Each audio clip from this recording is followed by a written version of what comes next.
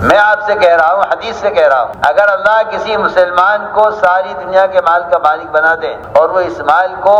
اللہ کی رضا والے کام میں اخلاص کے ساتھ خرچ کر دے، اللہ کی قسم صرف آدھے دن جماعت میں نکل کر دعوت دینے والے کے برابر نہیں۔ جمعہ کی نماز پڑھنے کے لیے صرف آدھے دن کے لیے ٹھہر گئے، جماعت صبح روانہ ہو گئی، میں آپ کہ تم گئے نہیں، عرض کیا کہ میں آپ کے پیچھے جمعہ پڑھنے کے لیے ٹھہر گیا ہوں، نماز کے بعد چلا جاؤں گا، جماعت ابھی گئی ہے، میری سواری تیز ہے، پہنچ جاؤں گا تک۔ آپ ابن رواحہ، صبح نکلنے والی جماعت تم سے 500 سال آگے چلی گئی ہے، اور اگر تم ساری دنیا کا مال جو زمین کے اندر ہے، آپ پڑھیے حدیث، وہ تمام کا تمام مال جو زمین میں ہے، اگر تم اس کو خیر کی راہ میں خرچ کر دو، ان صبح نکلنے والی جماعت کی فضیلت کو حاصل نہیں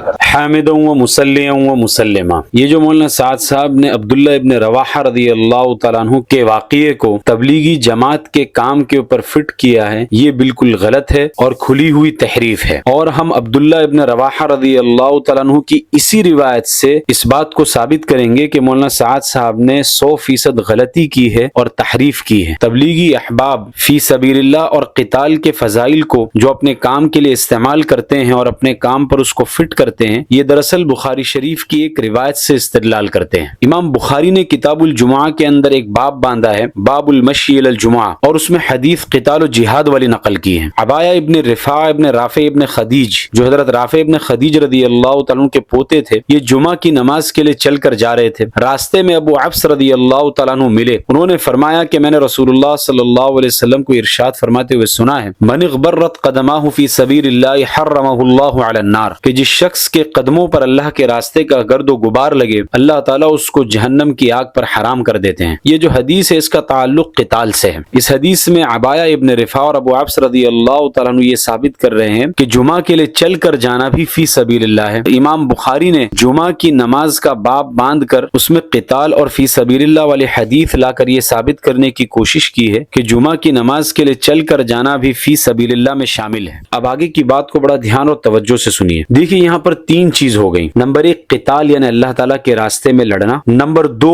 جمعہ کے لیے چل کر جانا، اور نمبر 3 تبلیغی جماعت کے کام۔ 3 چیزیں ہو گئی، نمبر 1 قتال یعنی اللہ کے راستے میں لڑنا، نمبر 2 جمعہ کی نماز کے لیے جانا، اور نمبر 3 تبلیغی جماعت کے کام۔ جتنے فضائل ہمیں قرآن اور حدیث کے اندر ملتے ہیں، یہ سب کے سب قتال اور اللہ تعالیٰ کے راستے میں لڑنے کے فضائل ہیں، لیکن عبایہ ابن رفاع اور ابو عبس رضی اللہ تعالیٰ عنہ اور امام بخاری نے اس کو قیاس کر کے جمعہ کے لیے بھی ثابت کیا کہ جمعہ کی نماز کے لیے چل کر جانا بھی فی سبیل اللہ ہے۔ پھر تیسرے نمبر پر تبلیغی احباب نے اور دیگر علماء نے جب یہ دیکھا کہ فی سبیل اللہ کے عموم کا اشارہ موجود ہے اور جب جمعہ کے لیے چل کر جانا فی سبیل اللہ ہو سکتا ہے تو دیگر نیک کام اور تبلیغی جماعت کے کام فی سبیل اللہ کیوں نہیں ہو سکتے؟ چنانچہ انہوں نے تبلیغی جماعت کے سارے کاموں کو بھی فی سبیل اللہ میں شامل کر دیا۔ جس طرح جمعہ ایک نیکی کا کام ہے، جماعت کے اندر جانا، لوگوں کو اللہ کے دین کی طرف بلانا، یہ بھی ایک نیکی کا کام ہے۔ تو ان 3 چیزوں کو دھیان میں رکھیں۔ سب سے اوپر نمبر 1 قتال یعنی اللہ تعالیٰ کے راستے میں لڑنا، نمبر 2 جمعہ کے لیے جانا، اور نمبر 3 تبلیغی جماعت کے کام۔ اب آئیے اس حدیث کی طرف جو مولانا سعد صاحب نے بھوپال کے اجتماع میں بیان کی، حضرت عبداللہ ابن رواحہ رضی اللہ تعالیٰ عنہ کی، کہ عبداللہ ابن رواحہ رضی اللہ تعالیٰ عنہ نے اپنے ساتھیوں کو آگے بھیج دیا، اور اس حدیث کے اندر وضاحت ہے کہ عبداللہ ابن رواحہ رضی اللہ تعالیٰ عنہ جو رکے تھے وہ جمعہ کی نماز کے لیے رکے تھے۔ پیچھے ابھی میں نے آپ لوگوں کو یہ بتایا تھا کہ جمعہ کی نماز کے لیے جانے کو امام بخاری نے، ابو عبس رضی اللہ تعالیٰ عنہ نے اور عبایہ ابن رفاع نے، ان تینوں نے جمعہ کی نماز کو فی سبیل اللہ میں شمار کیا کہ یہ بھی اللہ کا راستہ ہے، اور اسی کو دیکھ کر تبلیغی احباب نے اپنے سارے کام کو فی سبیل اللہ میں شامل کیا۔ اب اس کو دھیان سے سمجھیے، وہاں پر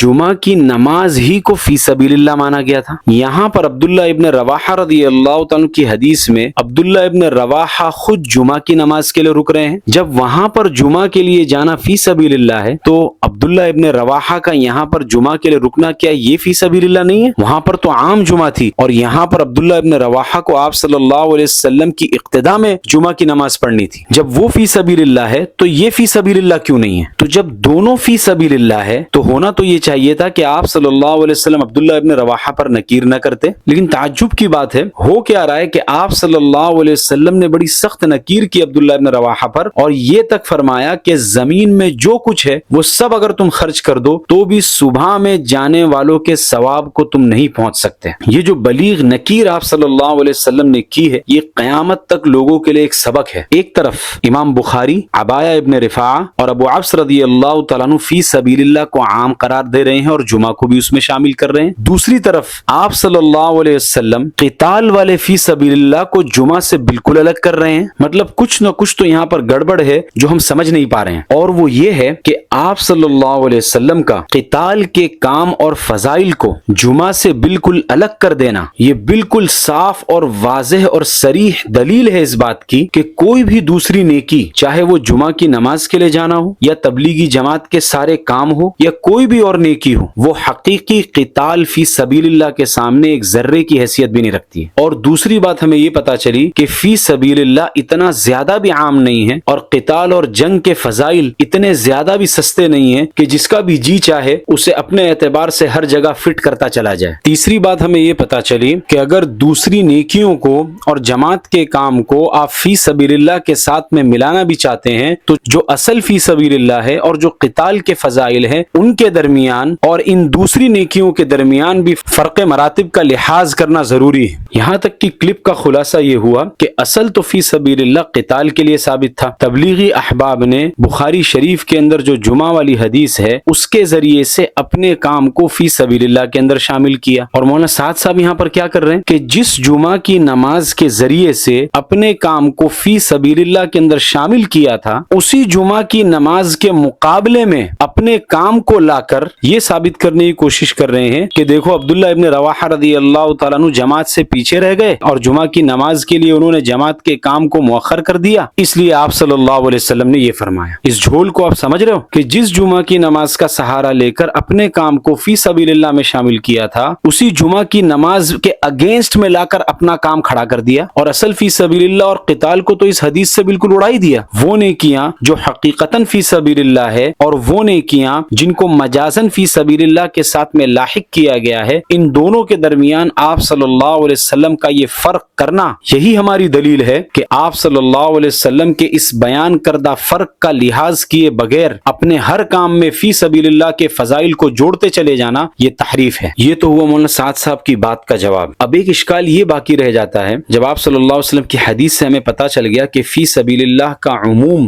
وہ نہیں ہے جو ہم سمجھ رہے تھے، تو پھر امام بخاری نے اپنی کتاب کے اندر یہ باب کیوں باندھا، اور حضرت ابو عبس رضی اللہ تعالیٰ عنہ جمعہ کے لیے جانے والے عبایہ ابن رافع رضی اللہ تعالیٰ عنہ کو یہ حدیث کیوں سنا رہے تھے قتال و جنگ والی؟ تو اس کا جواب بھی اچھے سے سمجھ لیجئے۔ ایک جملے میں اگر اس کا جواب دیا جائے تو ہم یہ کہہ سکتے ہیں کہ ان حضرات نے جمعہ کے لیے چل کر جانے کو فی سبیل اللہ کے ساتھ میں الحاق کیا ہے، اور یہ الحاق ہی فضیلت ہے۔ مفتی سعید صاحب پالنپوری نور اللہ مرقدہ وبرد مضجعہ فرمایا کرتے تھے کہ تبلیغی جماعت کا کام فی سبیل اللہ کے ساتھ میں ملحق ہے، یعنی اس کے ساتھ میں جڑا ہوا ہے، اور یہ الحاق ہی فضیلت۔ الحاق کا مطلب ہوتا ہے ایک چیز کو دوسری چیز کے ساتھ میں جوڑنا۔ جس چیز کو جوڑا جاتا ہے اس کو ملحق کہتے ہیں، اور جس چیز کے ساتھ میں جوڑا جاتا ہے اس کو ملحق بھی کہتے ہیں، اور اس کام کو الحاق کہتے ہیں۔ تبلیغی جماعت کا کام فی سبیل اللہ کے ساتھ میں ملحق ہے، یعنی اس کا الحاق فی سبیل اللہ کے ساتھ میں کیا گیا ہے، اور یہ الحاق ہی فضیلت کے لیے کافی ہے۔ الحاق سے آگے بڑھ کر ملحق بھی کی تمام چیزوں کو ملحق کے لیے ثابت کرنا، یہاں سے فساد شروع ہوتا ہے۔ کبھی ایسا ہوتا ہے کہ ایک چیز کو اس کے اوپر کے لیول کی دوسری چیز سے جوڑا جاتا ہے تاکہ اس کی عزت افزائی ہو اور اس کا اکرام ہو سکے۔ یہ جوڑنا صرف عزت اور اکرام کے لیے ہوتا ہے۔ جوڑنے کا ہرگز مطلب یہ نہیں ہوتا کہ جو اوپر کی چیز ہے اس کی ساری کوالٹیز نیچے کی چیز میں آ جائیں۔ اس کی ایک حصی مثال لے لیجئے۔ ایک کلاس کے اندر کچھ اسٹوڈنٹس ہیں، اس میں سے ایک جو اسٹوڈنٹ ہے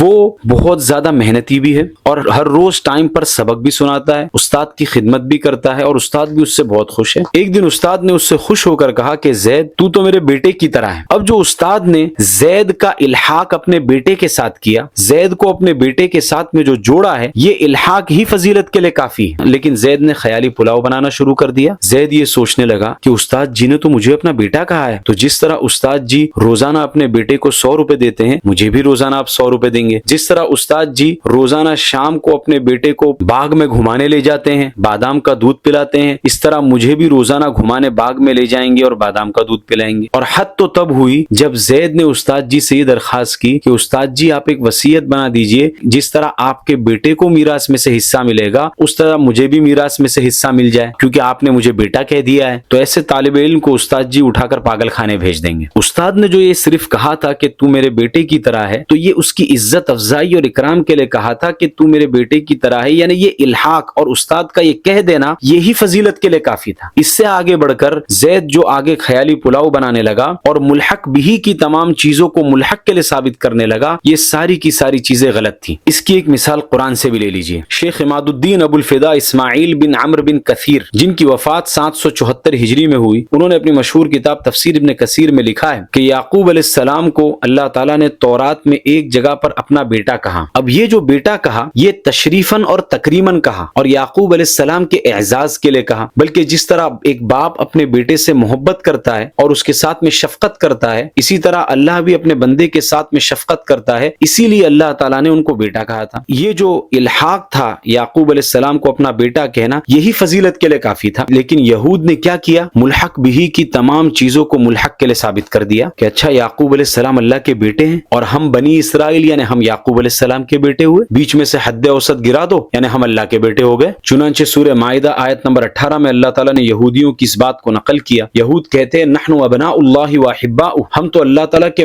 بیٹے ہیں اور اللہ تعالیٰ کے محبوب ہیں، اور جب ہم اللہ تعالیٰ کے بیٹے اور اللہ تعالیٰ کے محبوب ہیں تو کوئی باپ اپنے بیٹے کو جہنم میں تھوڑی ڈالے گا۔ لن تمسنا النار الا ایاما معدودہ، اب اللہ تعالیٰ اگر ہمیں دوزخ کے اندر ڈال بھی دے تو بہت تھوڑے سے دن ہمیں جلائے گا اور پھر ہمیں ہمیشہ ہمیش کی جنت میں داخل کر دے گا۔ یہی کام عیسائیوں نے کیا۔ حافظ ابن کثیر نے لکھا ہے کہ عیسیٰ علیہ السلام نے ایک مرتبہ بنی اسرائیل سے کہا کہ انی اذهب الی ابی، کہ میں عنقریب اپنے باپ کے پاس جاؤں گا۔ یہاں پر عیسیٰ علیہ السلام نے باپ جو کہا اللہ تعالیٰ کو، وہ اس معنی کر کہا کہ جس طرح باپ اپنی اولاد کو پالتا ہے پرورش کرتا ہے، اسی طرح اللہ تعالیٰ جو ہمارا پروردگار اور رب ہے وہ بھی ہمیں پالتا ہے اور پرورش کرتا ہے۔ لیکن عیسائیوں نے جب یہ سنا تو انہوں نے ملحق بھی کی تمام چیزوں کو ملحق کے لیے ثابت کر دیا کہ اچھا اللہ تعالیٰ عیسیٰ علیہ السلام کے باپ ہیں، مطلب عیسیٰ علیہ السلام اللہ تعالیٰ کے بیٹے ہوئے۔ یہاں تک کہ انجیل کے اندر انہوں نے بیگوٹن سن کا لفظ بھی داخل کر دیا، یعنی جنا ہوا بچہ، العیاذ باللہ ثم العیاذ باللہ۔ اور چونکہ عیسیٰ علیہ السلام اللہ کے بیٹے ہیں تو خدا کا بیٹا بھی خدا ہوتا ہے، اس وجہ سے عیسیٰ علیہ السلام بھی خدا ہے۔ پھر اسی پر نہیں رکے، کبھی کہا قالت الیہود عزیر ابن اللہ، عزیر اللہ کے بیٹے، کبھی نصارہ نے کہا وقالت النصارى مسیح ابن اللہ، کہ عیسیٰ علیہ السلام اللہ کے بیٹے۔ پھر فرشتوں کو اللہ کی بیوی بنایا، جس طرح استاد نے زید کو جو اپنا بیٹا کہا تو زید میراث مانگنے کے لیے چلا گیا۔ یہ بات بہت سمجھنے کی ہے، اس لیے میں کہتا ہوں تبلیغی جماعت کا کام یہ فی سبیل اللہ اور قتال کے ساتھ میں ملحق ہے، اور یہ الحاق ہی فضیلت کے لیے کافی ہے۔ بس یہ کہہ دینا کہ یہ فی سبیل اللہ ہے، بس اتنا کافی ہے۔ اس سے آگے بڑھ کر قتال کے سارے فضائل کو اور ایک ایک حدیث کو اور ایک ایک نص کو یہاں پر لا کر فٹ کر دے جانا جماعت کے کام کے اندر، اس کی بالکل بھی گنجائش نہیں ہے۔ یہ دین کے اندر تحریف ہے اور اس سے بچنا ضروری ہے۔ جیسے آج لوگ کعب بن مالک کے بوائکاٹ پر جماعت میں نہ جانے والوں پر لعن طعن کرنے لگتے ہیں کہ دیکھو کعب بن مالک جماعت میں نہیں گئے تھے اس لیے ان پر 50 دن کا بوائکاٹ ہو گیا۔ پھر اسی سے مولانا سعد صاحب نے استدلال کرتے ہوئے یہ کہا کہ سب سے بڑا گناہ جماعت میں نہ جانا ہے۔ کہیں ممبروں پر سعد ابن عبادہ رضی اللہ تعالیٰ کے اوپر لعن طعن کی جا رہی ہے کہ انہوں نے امیر کی بات کو نہیں مانا اسی لیے جناتوں نے انہیں مار ڈالا۔ کبھی نظام الدین کو چھوڑنے والوں کو مرتد کہا جا رہا ہے۔ حضرت ابو ہریرہ کی روایت سے تعلیمی گشت ثابت کیا جا رہا ہے۔ توبہ کی قبولیت کے لیے 3 کے بجائے ایک شرط اور بڑھا دی کہ جماعت میں نکلنا ضروری ہے ورنہ توبہ قبول نہیں ہوگی۔ یہ سب کس طرح کے قیاسات چل رہے ہیں اور دین کا کھلواڑ بنایا جا رہا ہے۔ العیاذ باللہ ثم العیاذ باللہ۔ اب تک کی پوری کلپ کا خلاصہ 2 پوائنٹس ہوئے۔ پوائنٹ نمبر 1، شریعت کے اندر کچھ نیکیوں کو فی سبیل اللہ کے ساتھ میں الحاق کیا گیا ہے اور ان کو جوڑا گیا ہے، اور یہ الحاق یعنی جوڑنا یہی فضیلت کے لیے کافی ہے۔ اس سے آگے بڑھ کر